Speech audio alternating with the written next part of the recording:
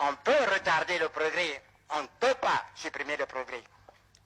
Nous avons la certitude que dans 20 ans, 30 ans, 40 ans, au plus, 15, 40 ans dans la vie des peuples, quand le monde compte des milliards d'années d'existence, nous aurons des hommes capables de transformer nos matières premières. Quand nous aurons à discuter en ce temps-là, quand ils auront à discuter en ce temps-là du coût de l'acier et non pas de minerai de fer, bien alors, il y aura un langage qui sera compris, le langage de l'intérêt commun. Il va de la survie de l'Europe et de la vie de l'Afrique. Il y a une nuance. Je continue à me battre pour faire comprendre à nos partenaires européens que la lutte finale, si lutte doit être finale, ce ne serait pas avec des fusils. Ce serait sur le plan essentiellement économique. Et l'Europe n'a pas de matières premières.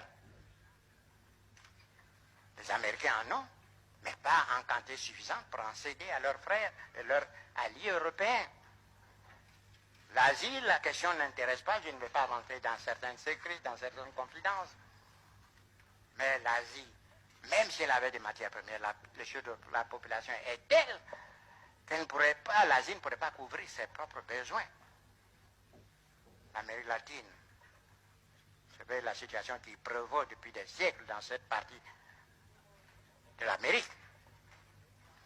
Victime aussi de l'exploitation de mêmes groupes économiques financiers puissants,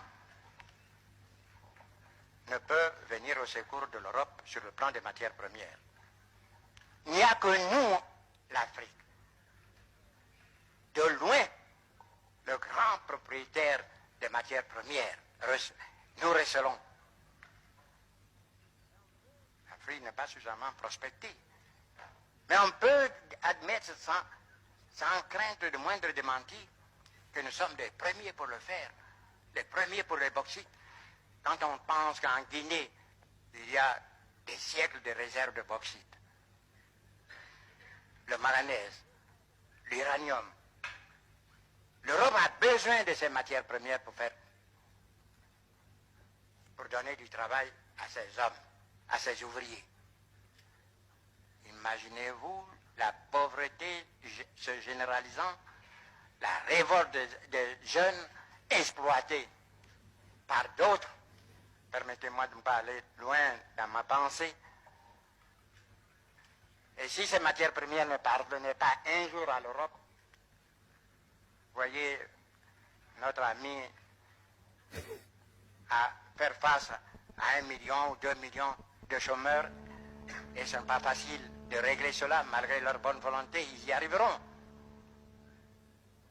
Mais si l'Europe venait à être privée de matières premières, c'est le chômage généralisé et qui conduira où, vous le savez vous-même.